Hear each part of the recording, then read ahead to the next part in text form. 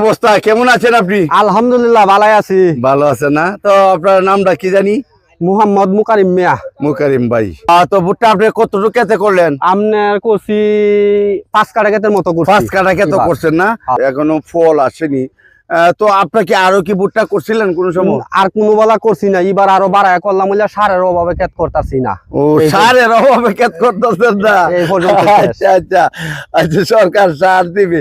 তো আপনার কতটুকু আশাবাদী ভুট্টা নিয়ে?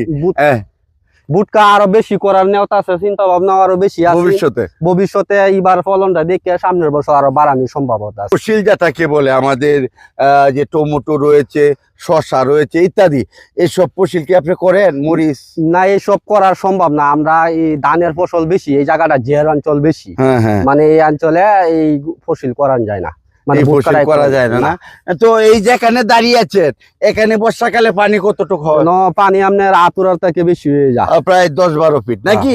আচ্ছা, তো এই যে ভুট্টা করছেন, এই ভুট্টা করে কি ধান করা সম্ভব হবে? না না, সম্ভব না, এক ফসিলই না।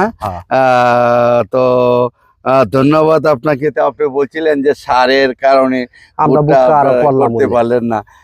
তো এই উদ্দেশ্য করে সরকারে কিছু কইবেন? সরকার আমরা কি কইম, আমরা তো কৃষক বাঁচার মতো ক্ষমতা নাই। দুজি সার না দে তাহলে কেতার লাগানি সম্ভব না। আমরা এই আউলে দুজি মাঠে সার না পড়ে তাহলে ধান হইতো না, একমাত্র ক্ষেত পড়া থাকবো।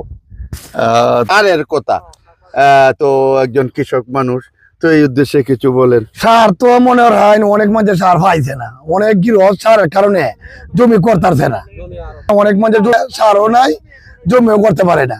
সারের কারণে বর্তমানে জমি মাইরে যাইতেছে। সারের কারণে এই যে জমি নষ্ট হয়ে যাইতেছে। জমি দেখেন অনেক কষ্ট হয়ে জমি করছি, সার ফাইনে পড়লে এই জমি নষ্ট হইতেছে সারের কারণে। আমরা সার দিলে আমরা এই জমি উদ্বোধন করতাম ভালো করে। ও আচ্ছা, এই জমি কি আপনার কি সারের কারণে এগুলো হইতাছে? সারের কারণে না, সারের সংকট দেখা দিচ্ছে। সারের সংকট সরাসরি সরকারে দে হোক, সারের লাগে না কিতা লাগে করতেছে সরকার দে হোক।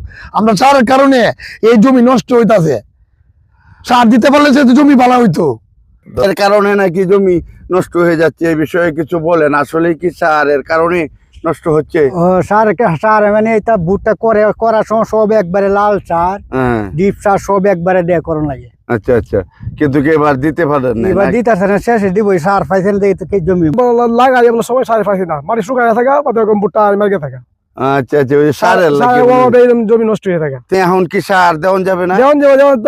কষ্ট হইব, কি হচ্ছে সার দিতে, বেশি দিলেও ফসল কম হইব, ফলন হইব কম। সময় মতো নাই তারা তো ফসল কমই হইব না, সার দিতে সময় মতো পাই নাই, সার পাইছেন না। আচ্ছা, তো তখন কি সারের কি সংকট ছিল নাকি? সংকট ছিল, সারের অনেক সংকট ছিল।